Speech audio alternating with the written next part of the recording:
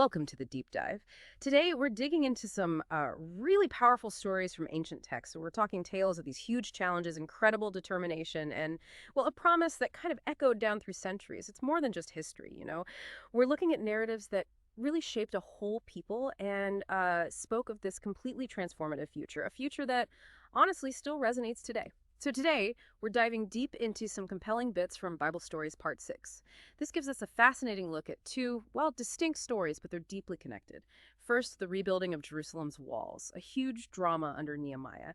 And then we'll journey into the life and the ministry of Jesus, who is presented as this promised king. Right.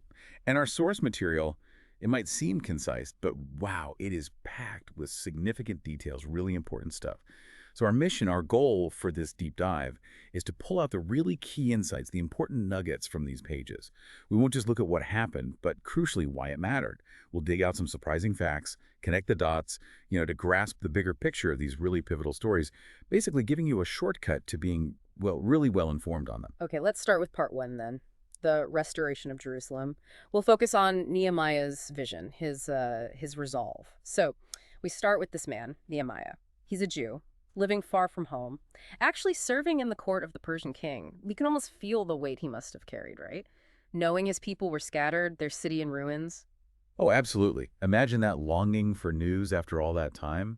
And then his brother, Hanani, arrives with other men from Israel. And the news they bring is just devastating. The Israelites, they're in deep trouble, vulnerable, disheartened, and the walls of Jerusalem are still broken down. Still broken Yeah, down after all that time. exactly. And look, this isn't just about bricks and mortar. A broken wall in an ancient city like Jerusalem, that's huge. It screamed vulnerability, despair, a loss of identity. It meant they were wide open to attack, a public sign of weakness, a constant painful reminder of past defeats.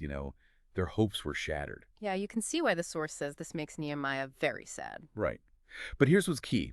His immediate reaction isn't just sadness or despair. It prompts him to pray. Straight away, he turns to Jehovah. And that immediate turn to prayer, it tells you so much about him, doesn't it?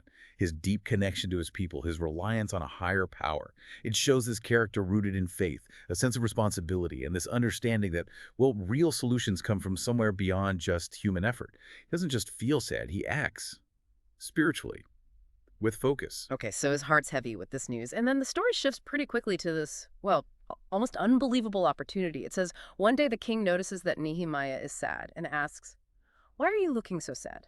That's a simple human question from this powerful ruler. But it kicks off everything.